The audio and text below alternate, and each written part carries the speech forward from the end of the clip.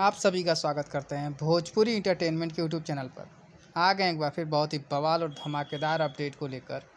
जो अपडेट है भैया भोजपुरी के अहिरान स्टार मिस्टर टुनटुन यादव जी का बहुत ही बवाल और बहुत ही धमाकेदार गाने को भैया कल सुबह रिलीज़ किया जाने वाला है। जैसा कि आप सभी लोग स्क्रीन पर देख पा रहे होंगे, जिस गाने का नाम है भैया यादव जी के जान। और इस बेहतरीन और लाजवाब गाने को भैया गाया है टुनटुन यादव जी ने और उनका साथ दिया है खुशी कक्कर जी ने। वहीं पर इस गाने में भैया फीचरिंग की बात की जाए तो इस गाने में फीचरिंग करते हुए नज़र आ जाएंगे अहिरान स्टार टुनटुन यादव जी।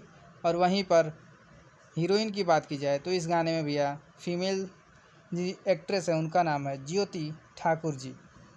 तो ये गाना कल सुबह वायरल भोजपुरी के ऑफिशियल यूट्यूब चैनल पर रिलीज़ किया जाएगा। तो जितने भी भैया अहिरान स्टार टुनटुन यादव जी के फ़ैन हैं, इस गाने को आप सभी लोग ढेर सारा प्यार आशीर्वाद दें। गाना बहुत ही बेहतरीन, बहुत ही लाजवाब होने वाला है।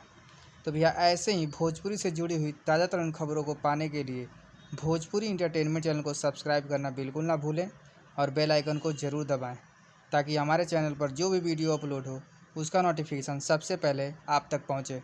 तो फिर मिलेंगे हम ऐसे ही बवाल और धमाकेदार अपडेट को लेकर। तब तक जय हिंद, जय भोजपुरी।